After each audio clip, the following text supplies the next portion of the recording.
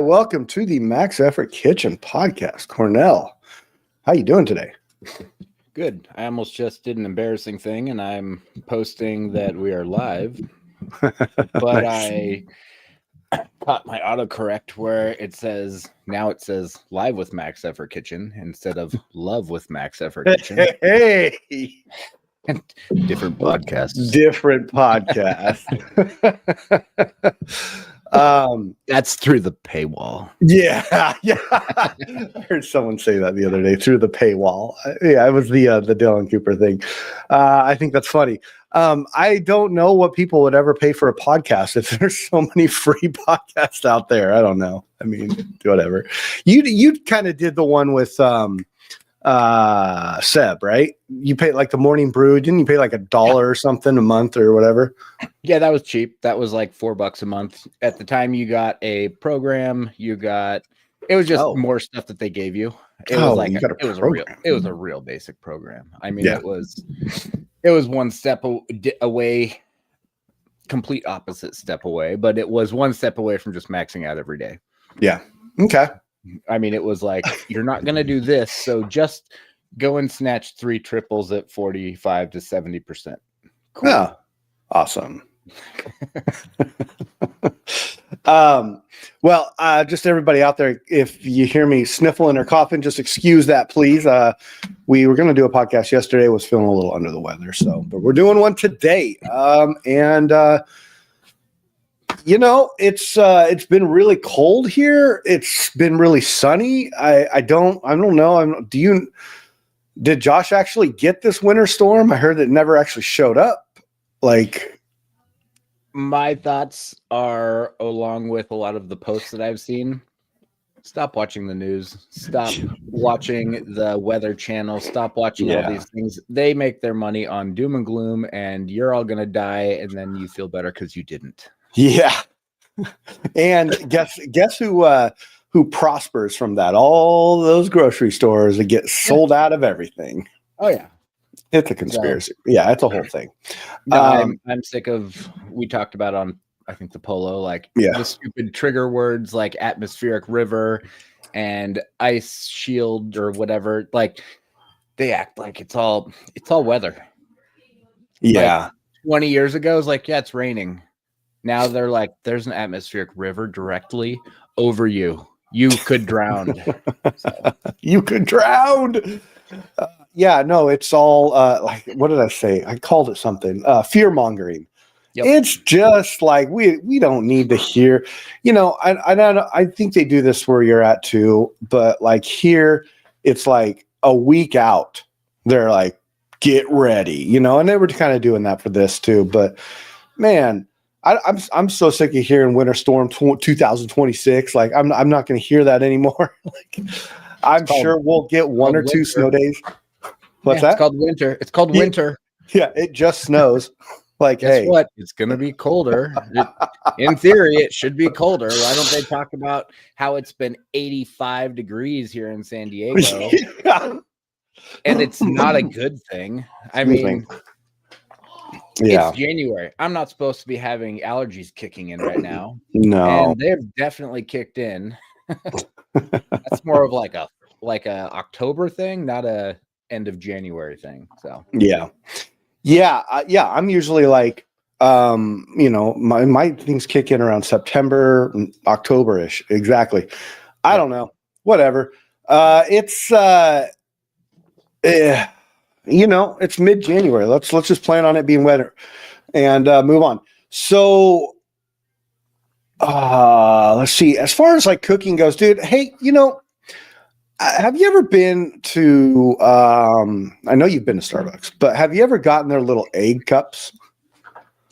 I have not gotten them. I've seen them, but I have not bought them. I'm a cheap bastard. And no, I understand that. Well, first of all, let's just talk about this. I don't usually.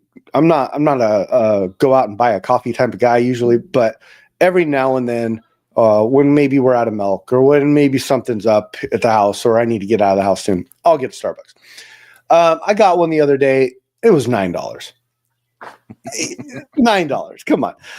That's not what I want to talk about. But anyways, they have these little egg souffle cups things. And you get like two for $7.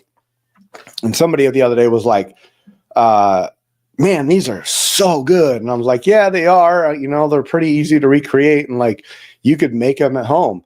And so this morning I was like, you know what? I'm going to make them. So I did a sheet pan of eggs and potatoes and,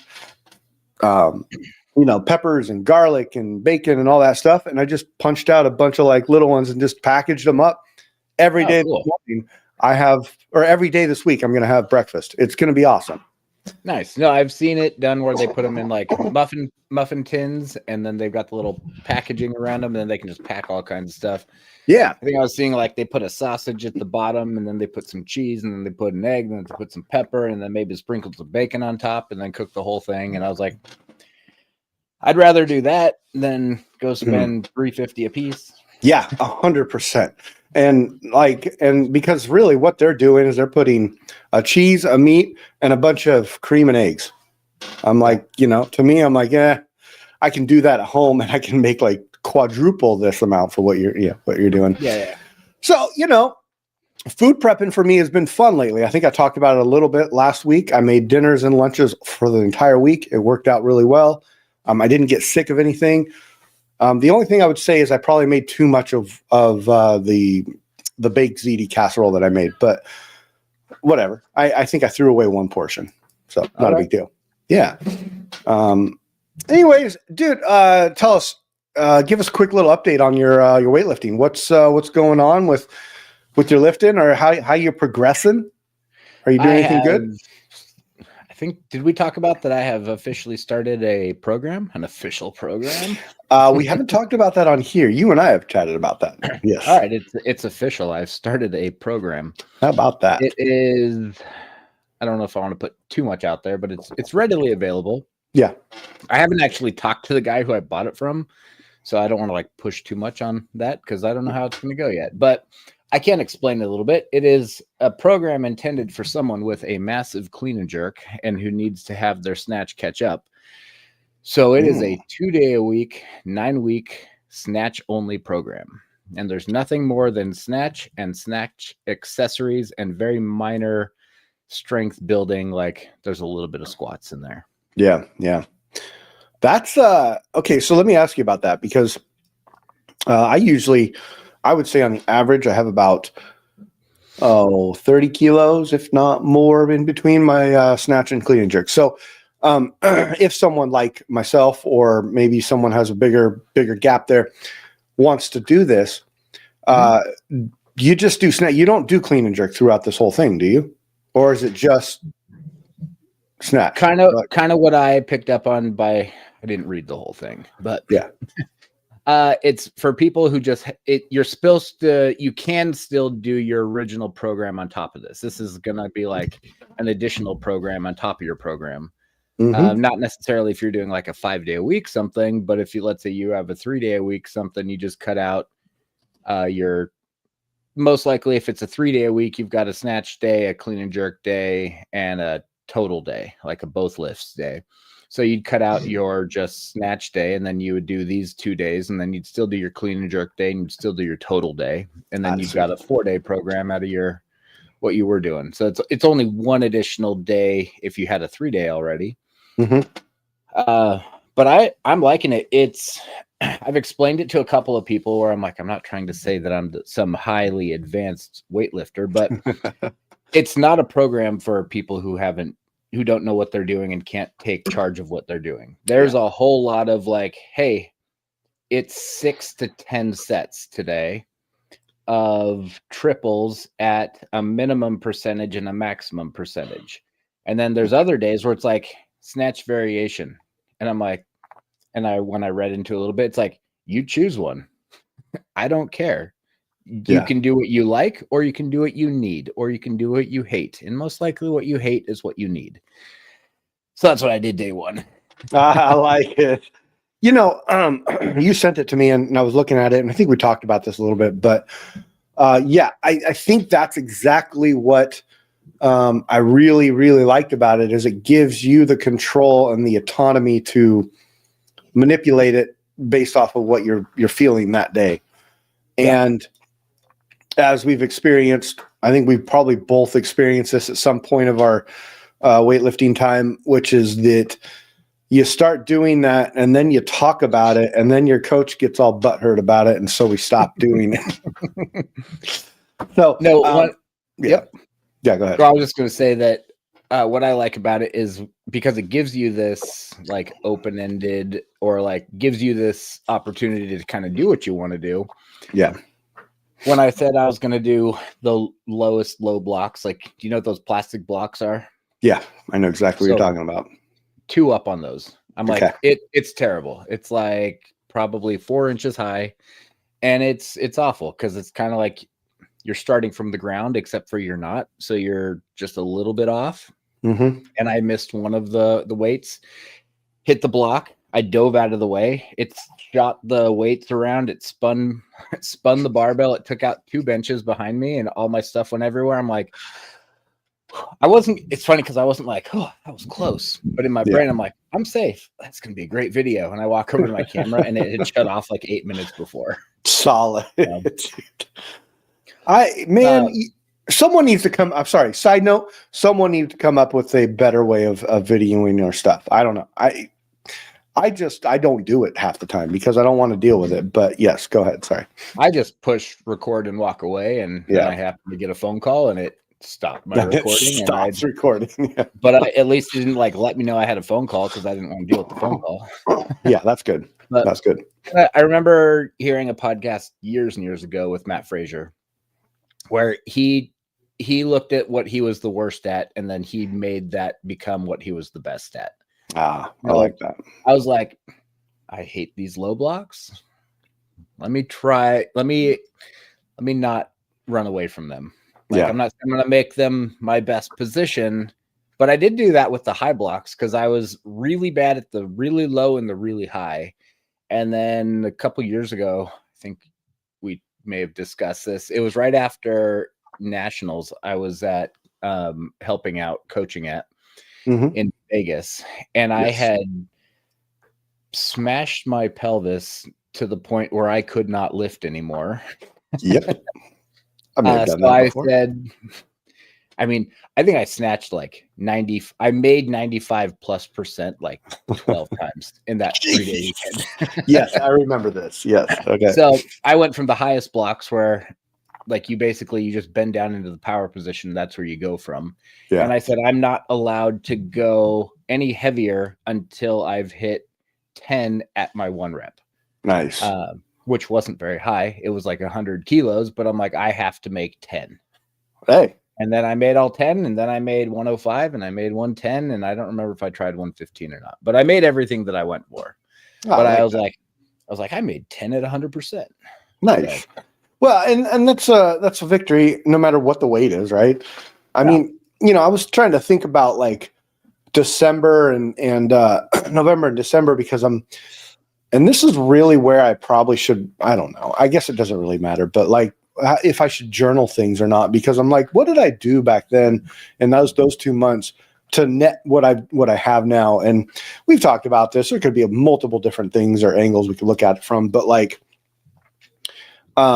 it was just a lot of repetition and a lot of repetition and a lot of repetition and so like when you talk about doing, making yourself successfully hit 10 before you can move on, that's repetition, and that's all that is. You're stacking the reps right there, and that's going to make you better regardless.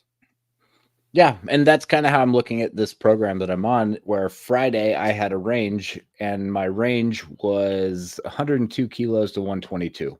Nice. So I had to hit 7 triples in that range. I wasn't feeling great, so I just did 102 for all 7 sets. Nice. And they were all good. I mean, they didn't get better as I went on, and they didn't get worse. They were all the same. So I'm like, that's really where I was supposed to be. And I felt great all weekend. So and that's the thing. It's okay. So it's a confidence builder, yes, but like also, you're hitting these successful lifts. They may be in the realm of the weight that you lift and what your goal is, I mean, that's a pretty low weight. But what you're doing is obviously creating confidence, but you're making lifts. And when we make lifts, good things happen. Yeah. No, probably a couple months prior to Worlds, I was doing like 20-minute EMOMs with 100 kilos. Yeah. And I essentially did the same thing, but in way less time because it was just 7 triples. And the first four triples I got done in about 6 minutes. And then the other 3, that was a whole other story. External circumstances of people ignoring headphones in your ears and feeling it's their job to come and talk to you in between each set and help you help them stretch and push down on their body and hear their stories. Yeah, fun. See, and those moments right there, and listen, I'm going to say this, but I know it's not. That's why I like lifting in my garage sometimes. Yeah, I think overall it's probably better to lift with people. I was having a text conversation with a younger guy, a younger lifter around the area here. And him and I have been talking about getting together and lifting and whatever. We just haven't done it. But he was telling me how he hurt his back. And I was like, okay, so what are you doing to recover? Like on your normal days, like what's recovery look like for you? And he goes, I was like Planet Fitness and, I eat and I sleep. Like, all right. So I tried not to go into like old man mode where I'm like telling him what to do. But I gave him some tips. And one of the things that I give everybody, and I always get funny looks, and I got this, this actually is something that you recommended to me, and it works really freaking well. And I have a stock of it in my house, no matter what day of the year, time of the year it is. And it's the Blue Goop. The Blue Goop is fantastic. It helps. It works for knots, and we are not sponsored by Blue Goop or what. That's not even what it's called. It's like Icy Hot for racehorses, but but it's like, dude, that stuff works so well. And anyways, the only reason I'm saying this is because like, lifting with people is great. But I know with me, there are times when I get really excited to like be around people and stuff, and I start talking and I get out of my zone, and that really, that tends to suck, because then I'm like, you know what, chalking this up as like a social fun lift time. And then I got to be better about this next time. And it's not like the company that I have, or it's not like where I win. It's my own damn fault because I'm not paying attention, and I'm just like, ooh, I get to talk to people and lift at the same time. Yeah. Have you tried this one? The hot rub? No, I just had somebody tell me about that though. Is it good? That I got for the first time in Kentucky, and I put it on, and I'm used to like Icy Hot where you put it on, you smell it. Yeah. You tell it's working. Just has smell in it. This one, you put it on, you're like, I was like, this didn't work at all. It's like 35 degrees outside. We're in the gym. It's probably like 50 inside there. Mm-hmm. Second, you start sweating and your pores open up. There's something chemically that happens that's probably real healthy. Nice. I was stripping down to like shorts, no shirt, weightlifting shoes, and that was it inside this 50-degree gym, and I am dripping sweat. Really? So, hot rub. That one I really like. Advice? Yes. Put it on. Go wash your hands. Listen. Don't go pee first. You wash your hands first after when you're done, no matter what you do. I always, if I'm putting that stuff on, like even with the Blue Goop, I'll do it with this, but like I wear gloves. Oh, the blue one. The blue one is like that one. I'm totally fine with. Like, I can tell. I've gotten that in the eyes. That's like that one's. It's good, but it's not like. This one's like, and I'm saying, I peed once before I washed my hands. Oh no! And then you start sweating, and pores open up, and you don't want to have burning there when you. Yeah. Nobody wants burning down there. Excuse me. No, nobody wants to burn down there. Is it the main ingredient capsaicin? No, not this one. Okay. I've heard of people using that too, but I've never done that. I have that too. I'm not even going to talk about that with people because that's kind of like, ever talk to people who've used like performance enhancement drugs?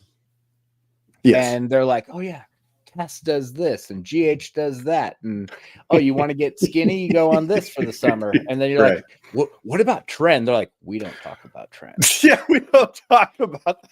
That's capsaicin. Okay. That's the one that like, I won't even offer it to people. Yeah. I know how to use it.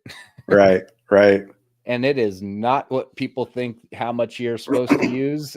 Like if you think you know how much you're supposed to use, you're going to be in a world of hurt. So it's almost you just like say capsaicin and your body's like, it's cool. I'll calm down. Yeah. I'll relax right now. You know what? I'll just take the day off. How about that? Yep. Oh man. So we were talking a little bit before the show. We have a guy. I'm sorry, I'm blanking. His name's Murph. He's followed this podcast from day one. So I would say top 3 people. I mean, we have some other people like Kilopino, Brett, Konar. Those are all kind of like old school, like have been here since day one. But so is this guy Murph, and he wrote me something that was like, hey, you wake up tomorrow and you're the president of Masters Weightlifting, and you're tasked with the opportunity to change it. What would you do? And I posed that to you a little bit, and I was like, we got onto a side note of that, because at the very end of his message, he says, this time should be the boom of Masters Weightlifting right now. And I said to Cornell, I said, when I came into maybe I didn't say it exactly like this, but when I came into this world of weightlifting, I was bombarded with the idea of like this group of weightlifters, maybe from Cal Strength or Muscle Driver or that era of weightlifters. Okay. And they were the goats, and like everybody knew their names, and he kind of like talked about the stories and whatever. They're all turning masters this year, next year, a couple years. And so my question to you, Cornell, because I want to hear your opinion on this, is why aren't those guys getting out here and just slaying the Masters division? Because they would. So do you want me to just talk about that, or should we talk about the other part first? We can start with this. Yeah. Dude, do you? So I know a handful of the people from Cal Strength. Okay. And like, I mean, heck, we were coached by one for a couple of years. So yep. We know kind of a lot of what people's bodies went through back then. So yeah, a handful of them, they can't even really lift anymore. And that's probably why they're not lifting now, and they're not blowing up the Masters area. Yeah. That's kind of someone told me a long time ago, you can either lift a lot when you're young or lift a decent amount when you're old. Yeah. Or they said lift a lot when you're old, but it's going to be relative to being old. You can't have both. And I think that that's what a lot of them did, is they pushed so hard that they can't even really function. There are a couple of them that I do know that they're still beat up, but they're super smart. I don't mind saying this one, like Rob Blackwell. Yeah. I was talking with him a couple years ago at Pleasanton AO series, the series one. Yeah. He goes out there. He's been in the sport for 15 years, like competing nationally. He goes out there, he snatches what he must, or he snatches what he can. And then he did he clean and jerked what he had to.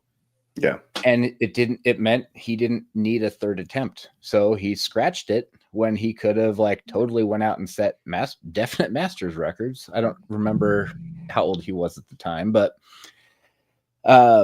there's only a few people who were really smart. Like Travis Cooper's one of them, who is still out there, still lifting, still setting like lifting can compete with the seniors, but is also destroying it in Masters division.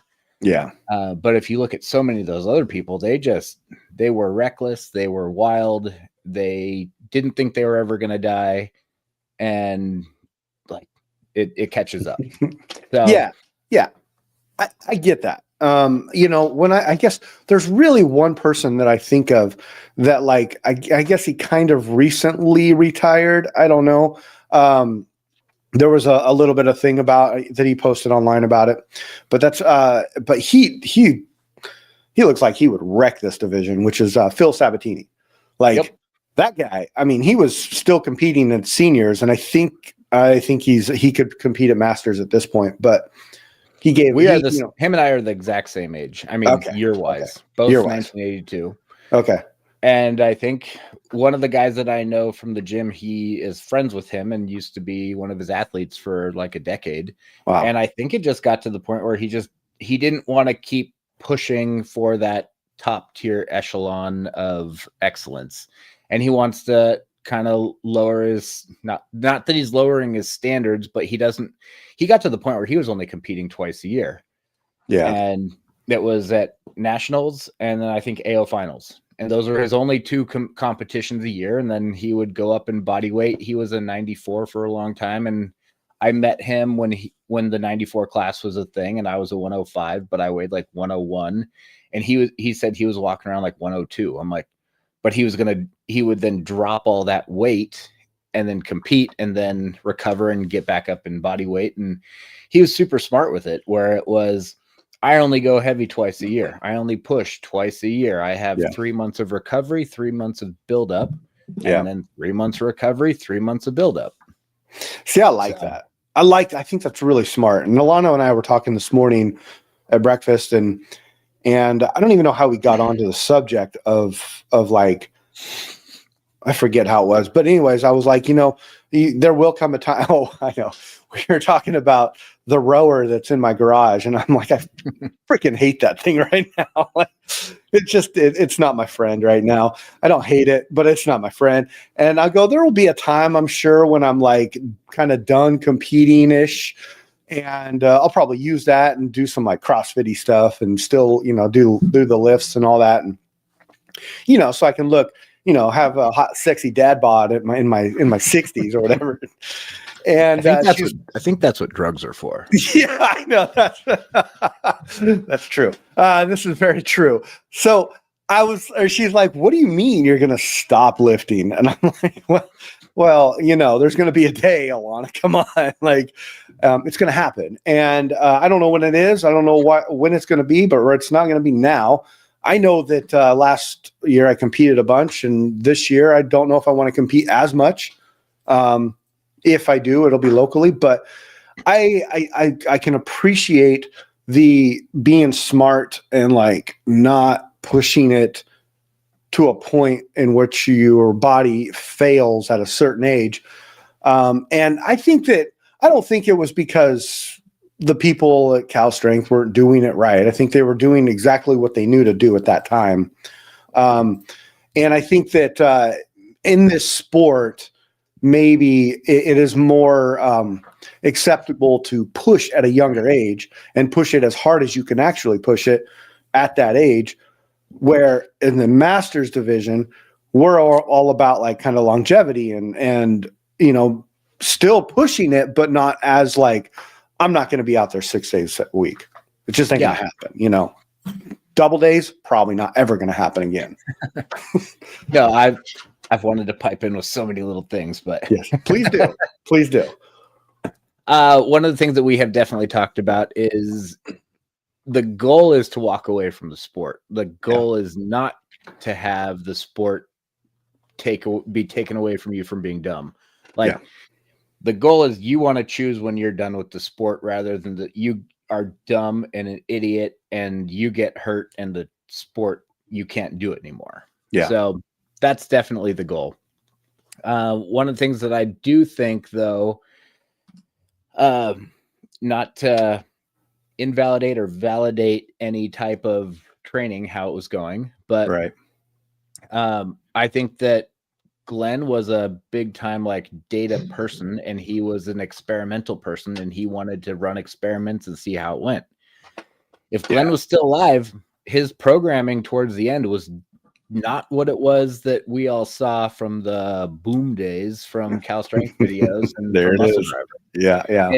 It like we have a old teammate who was coached by him until he died.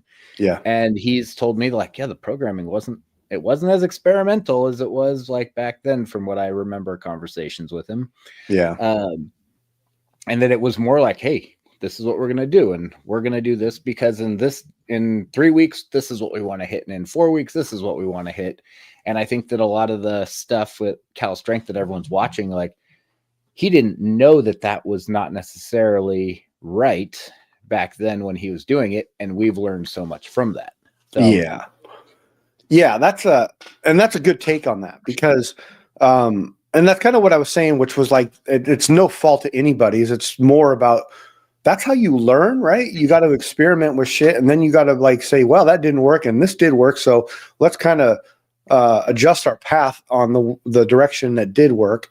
And I think that could go along with really any everyday lifting program that you get, well, pulls didn't work this round. So, hey, I'm going to do, I'm going to do like a low hang and see if that triggers the response. Yeah. And I think the other part that is important that comes with maturity is like I was talking to someone yesterday about why I don't help coach the beginner class anymore. I'm like, I'm done with beginners. I'm sick of them. Yeah. No offense, but they're a waste of my time. Yeah. And they're like, what? He's like, what do you say? I'm like, yeah, they're a waste of my time. I'm like, I've only got a certain amount of time left here. I'm not going to pour it into like people who I'm not going to see ever again. Right. Like I would rather put whatever coaching time that I have left into you guys. And it's only a specific few people at the gym that I'm willing to really help. Yep. Because those are the ones that I'm seeing who want it. But I think that you kind of have to look at, okay, when you're getting into the sport, it's like you want to just push, but also you want them to get excited.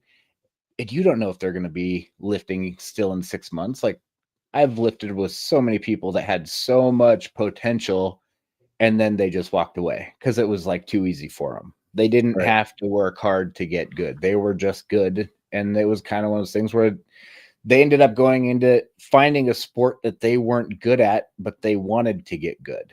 Yeah. So when you say you can't have something, you have to earn it, then it's going to be more likely that someone's going to stick around and put the time in compared to you're just good. Hey, you just won everything that you can basically win. Where do you go from there? Yeah. So, yeah. And I like that because, and I can relate with that to a certain point because when I started the sport, I was not good. And I'm not saying I'm like super good now, but hey, I've improved tremendously. And that's really the goal, is to improve and keep on pushing your numbers and keep on moving up. Like if I was going down in numbers, then I'd probably like take a hard look at what I'm doing and say, hey, maybe this program or maybe this team or maybe not even like maybe I'm just not a weightlifter. I don't know. But are you just pointing everything at me right now because my numbers are going down? No. I'm not even talking about you. No. And I just think that when we are when progression stops, that's the time. And I think I just posted something of you saying this where it's like you got to be flexible and you got to pivot. And that's exactly what you're doing by bringing this different program in. You pivoted. You said, you know what? I need something that's going to get me to my goal. I'm going to pivot, be flexible, and I'm going to do this program.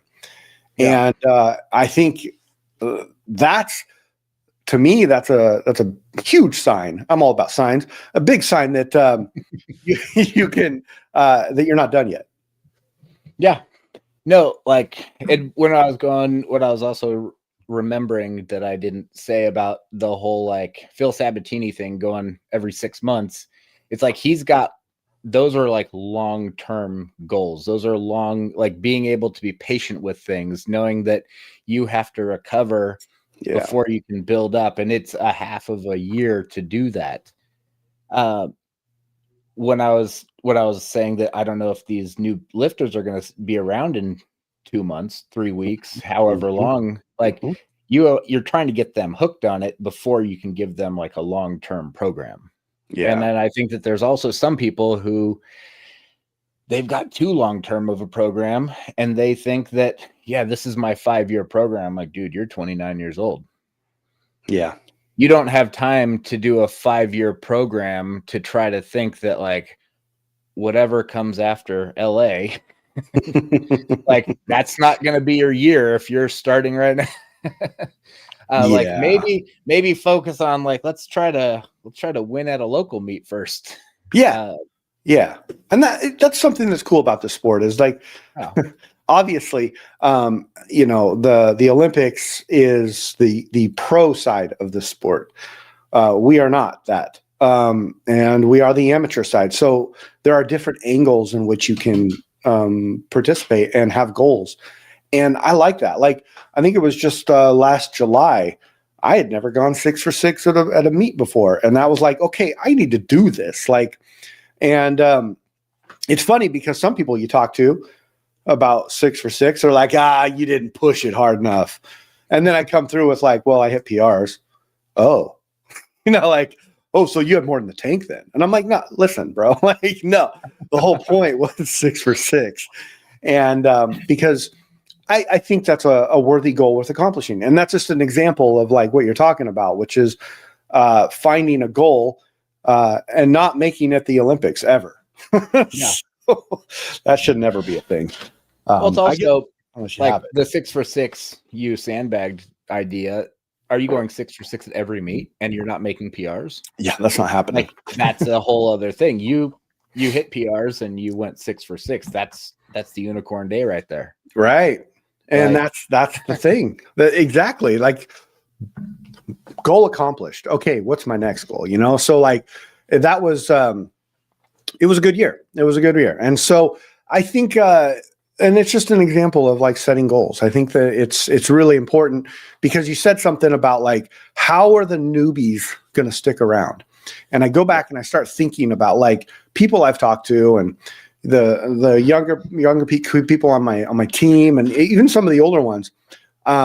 There's a line that connects everybody and why they continue to do it or where they fell, I guess, quote unquote, in love with this sport. And it's within the competition. And I think that's how you get newbies to like fall for it is like you get them 3 months of training or you have some goals and then you go just sign them up for a competition. They don't have to do anything crazy, but get them into a competition. And I think that's really where you get those people hooked. No, I agree. Back to our first question about things that we would change. Yes. So I didn't think about this till just now. So if we would have started talking about this earlier, it wouldn't have been a good thing. Okay. I like analogies. I like that. I think there's a weird lighting going on right here. So you're good. Every once in a while I'm like, whoa, what if I'm what is that light? So I think that one of the biggest things that could help Masters weightlifting is to take out the possibility that you can make it to the Olympics. Like, scratch that dream for people. Yeah. You're a Masters now.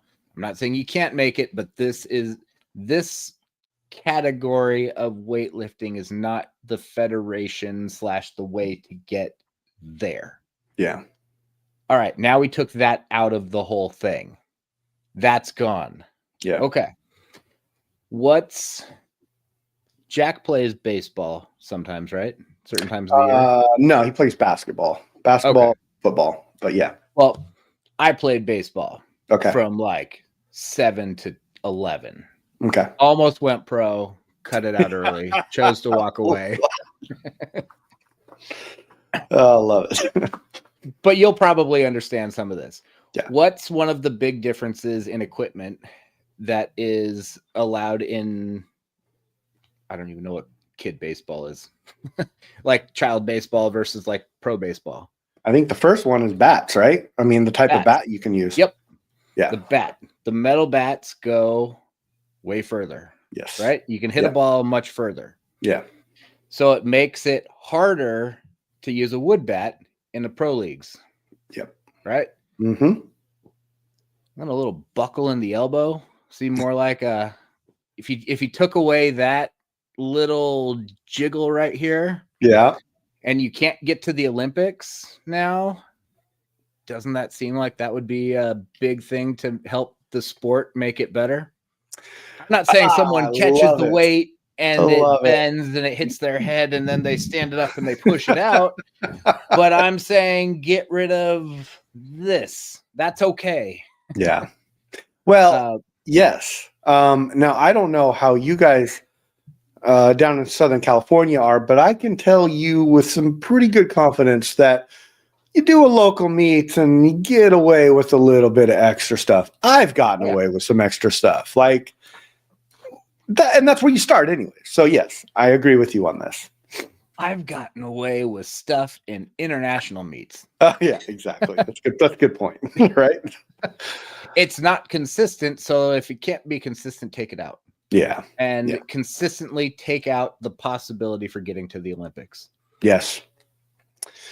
Yeah, I like that. I think that I firmly agree with that. No Olympics. Take out the press out rule. Okay. I'm going to say something that I think that if it were me, I would find a way to make masters weightlifting one. And what that means was I was trying to explain the difference between USA Masters and USAW Masters to my wife this morning. Mm-hmm. And she's looking at me like, what are you talking about? What? And so finally I was like, listen, USAW takes people to the Olympics. USA Masters wanted to focus on international masters competitions. USAW did not want to, they didn't have any. And so I just kind of summarized it. But it's ultra confusing. And honestly, like I'm over it.